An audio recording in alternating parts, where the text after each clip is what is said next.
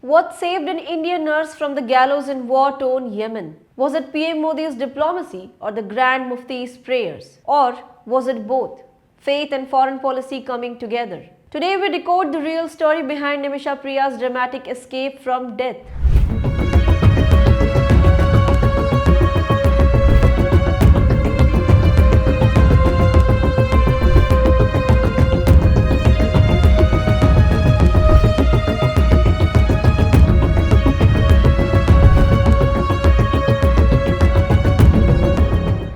I'm Khatija and you're watching the Free Press Journal. In today's video, we are diving into the miraculous turn in the case of Nimisha Priya, a 38-year-old Indian nurse who was days away from being executed in Yemen. We'll talk about what exactly led to the cancellation of her death sentence, how multiple actors from PM Modi and Indian diplomats to religious leaders like India's Grand Mufti and Evangelist Dr KA Paul came together, and what lies ahead. Is Nimisha Priya really safe yet? Or are more hurdles waiting? Let's get into the full story. We all know about Nimisha Priya and her execution. A 38-year-old nurse from Kerala, Nimisha had been sentenced to death in Yemen in 2020 for the murder of her business partner.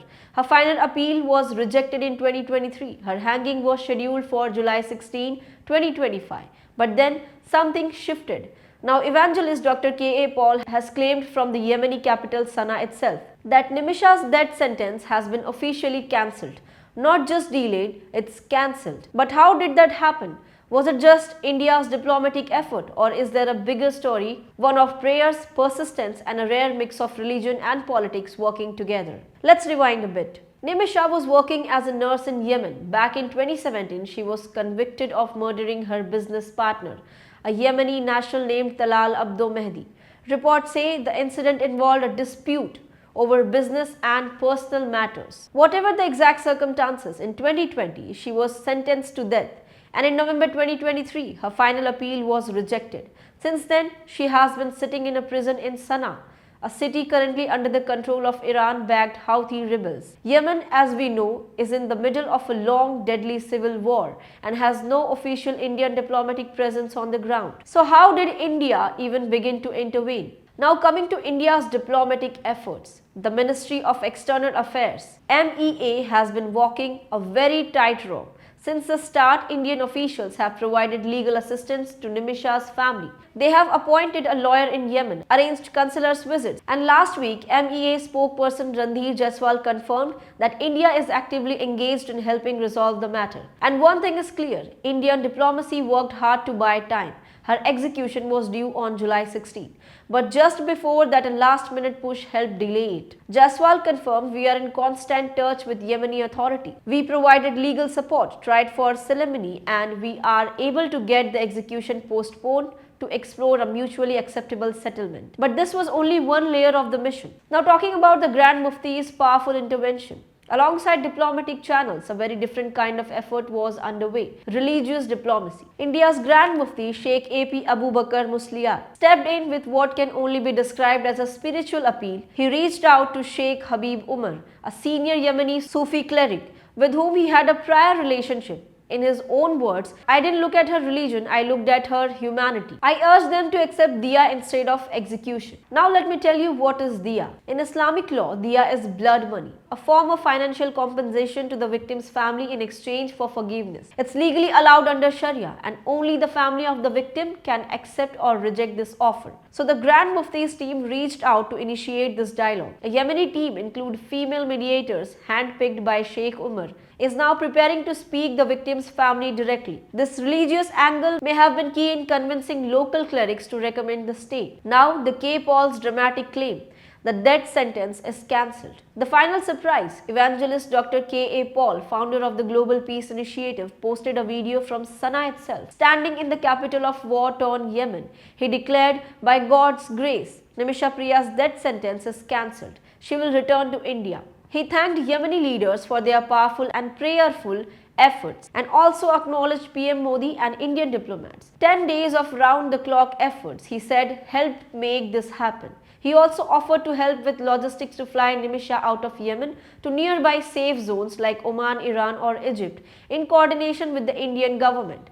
Whether or not KA Paul's statement is officially confirmed by MEA, his presence in Sanaa and his video from Ground Zero add another dramatic chapter to this story.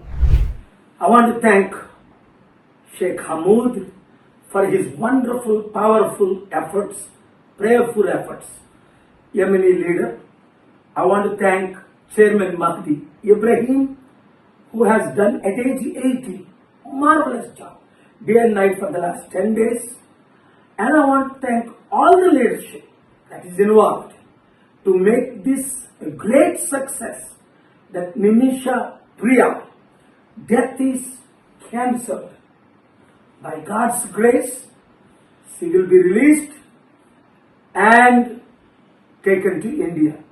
I want to thank Prime Minister Modi ji for preparing to send, please, your diplomats to Oman, whichever side, and take Nimisha professionally, safely. And I want to thank Nimisha's mother, who stayed so faithfully in Sanaa, in that dangerous place. And her husband, Thomas, I spoke to, faithfully helping all sides. We cannot go into details at this time.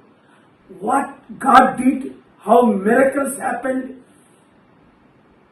what all happened.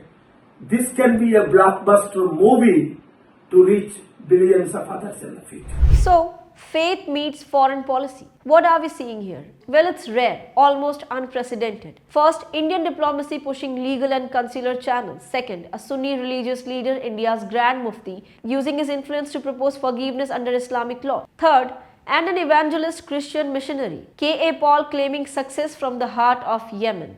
All working separately but with the same goal to save one Indian life. It reminds us that in extreme situations, sometimes the rule book has to be rewritten with humanity and negotiations as its center. But the big question is Nimisha Priya truly free now? Well, no, not yet. She is still inside the Sanaa prison. The Yemeni government, or more accurately, the Houthis who controls the capital, have not issued any official release notice. The final decision still rests with the victim's family. They alone can accept or reject the Diya. And if even one here says no, the death penalty can still be processed. So the next steps are crucial. The Mufti's team is drafting a letter to President Draupadi Murmu and PM Modi, requesting permission for a formal Indian delegation to visit Yemen. This will include legal experts, Nimisha Action Council members, and 2 representatives chosen by the Mufti. Meanwhile, a memorandum of gratitude is being prepared, thanking Yemeni authorities and local clerics for their support so far. Even Kerala Chief Minister Pinarayi Vijayan has praised the efforts to say it shows what unity across religion, politics and diplomacy can achieve. So here we are in a world ripped by war and in a case filled with legal dead ends. One woman's life may now be spared. Was it the lawyers, the prayers, the politics, or a little bit of all? As we wait for that final confirmation, one thing is clear. Nimisha Priya's case has become much more than a legal story. It's a story about what happens when people across countries and faiths decide to fight together for life. Let's hope her journey back to India begins soon. Do subscribe to the Free Press Journal. Thanks for watching.